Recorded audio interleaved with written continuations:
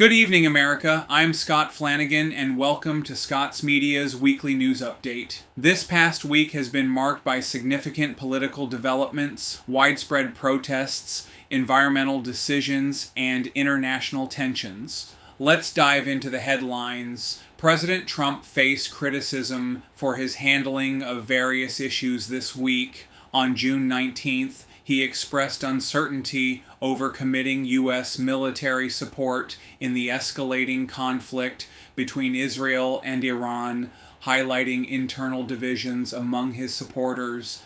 Meanwhile, Vice President J.D. Vance sparked controversy during a brief trip to Los Angeles by mistakenly referring to Senator Alex Padilla as Jose Padilla, the name of a convicted terrorist, and barring local media from a news conference.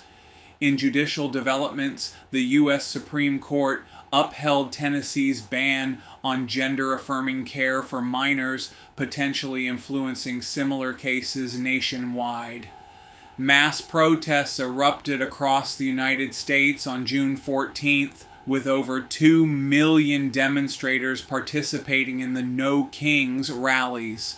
The protests were organized to oppose President Trump's administration, particularly its policies on immigration and federal military involvement in domestic affairs. Tragically, political violence marred the day when Democratic state legislator Melissa Hortman and her husband were killed in a suspected politically motivated attack in Minnesota.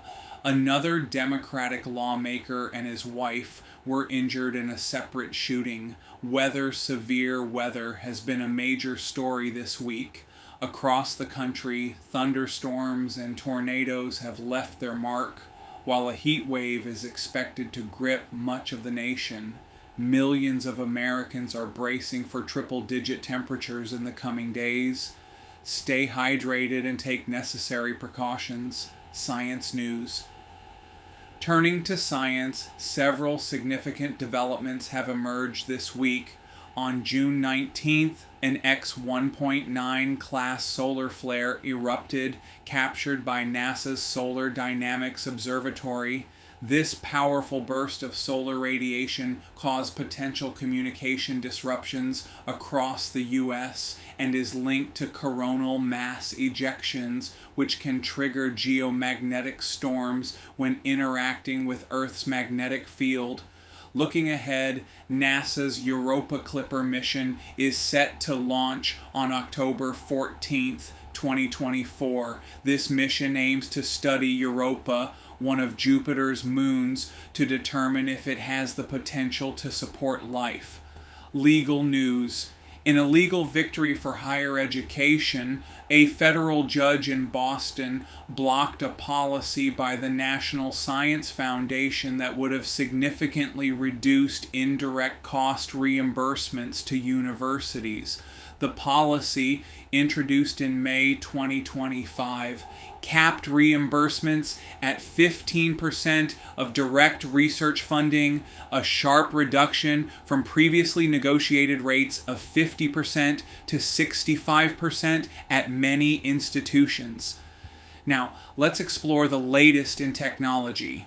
4 prominent Silicon Valley executives, including Meta CTO Andrew Bosworth and OpenAI head of product Kevin Weil, have been commissioned into the U.S. Army Reserve's new Detachment 201, the Executive Innovation Corps.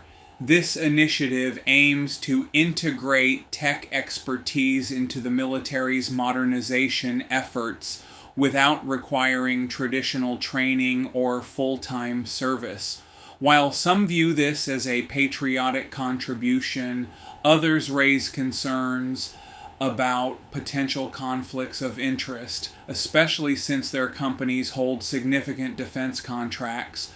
The Transportation Security Administration, TSA, is developing a new virtual reality system that would allow agents to perform security pat-downs without physically touching passengers.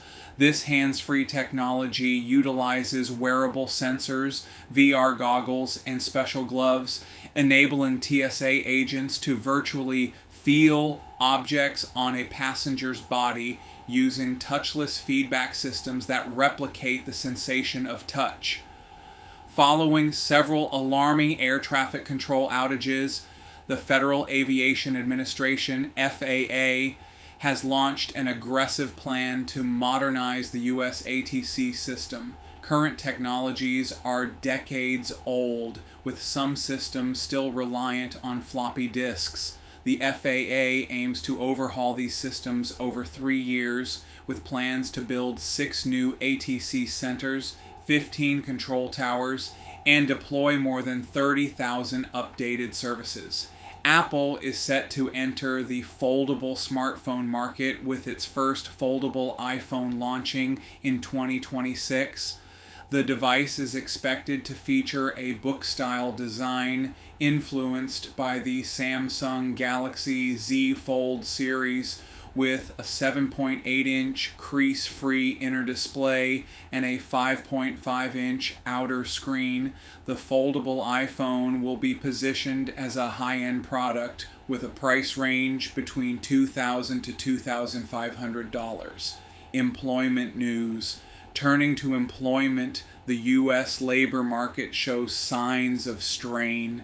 In May 2025, the U.S. economy added 139,000 jobs, with notable gains in healthcare, leisure and hospitality, and social assistance sectors. However, the unemployment rate remained steady at 4.2%, as 625,000 individuals exited the labor force, indicating a lack of confidence in job prospects.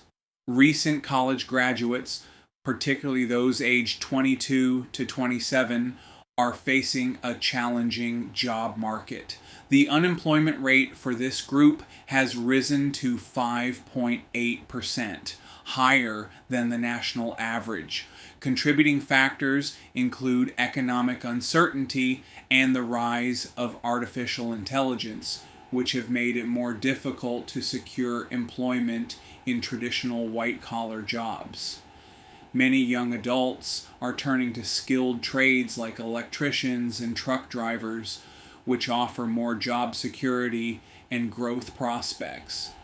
This shift reflects growing doubts about the return on investment of a college education among younger workers.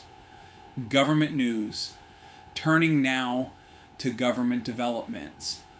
President Trump has signed Executive Order 14,290, directing the Corporation for Public Broadcasting to cease all funding for National Public Radio and Public Broadcasting Service, citing concerns over biased media coverage. This move has sparked legal challenges from NPR and PBS, who argue that the order violates the Public Broadcasting Act of 1967 and the First Amendment.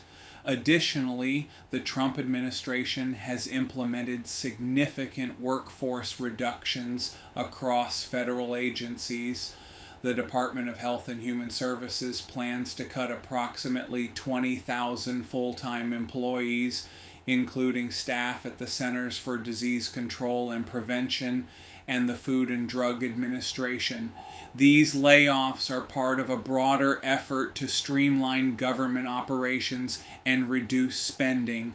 Meanwhile, the Federal Reserve has decided to keep interest rates steady at 4.25 to 4.5% amid ongoing economic uncertainty stemming from trade policies and geopolitical tensions. The central bank is closely monitoring inflation risks and labor market conditions as it considers future policy adjustments. Legal news. Now let's turn to the latest legal developments. On June 20th, 2025, the U.S. Supreme Court ruled 7-2 in favor of fuel producers challenging California's vehicle emissions standards under a federal air pollution law. The court overturned a lower court decision that had dismissed the lawsuit due to lack of legal standing. The case pertains to a 2022 U.S. Environmental Protection Agency decision reinstating California's authority to set stricter tailpipe and zero-emission vehicle standards under the Clean Air Act, a waiver originally rescinded during the Trump administration. In another significant legal development, a federal judge issued a preliminary injunction halting the Trump administration's efforts to bar Harvard University from hosting international students, a significant legal victory for the Ivy League school. Additionally, the debate over nationwide injunctions has intensified as Senator Chuck Grassley champions legislation to abolish them, arguing they exceed judicial authority and disrupt the constitutional balance of power among government branches. Meanwhile, the Trump administration has implemented significant workforce reductions across federal agencies.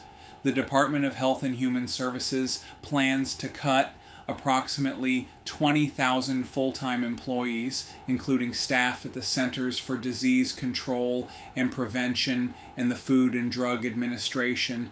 These layoffs are part of a broader effort to streamline government operations and reduce spending. And that's all for this week's update. We'll continue to bring you the most important news and developments every week. Be sure to like, subscribe, and hit the bell icon so you never miss an update. Thanks for tuning in to Scott's Media, and take care, America. Until next time. If you're enjoying the content, don't forget to hit that like button. It really helps the channel grow. And if you want to see more, make sure to subscribe to Scott's Media and turn on notifications so you never miss an update. Thanks for watching.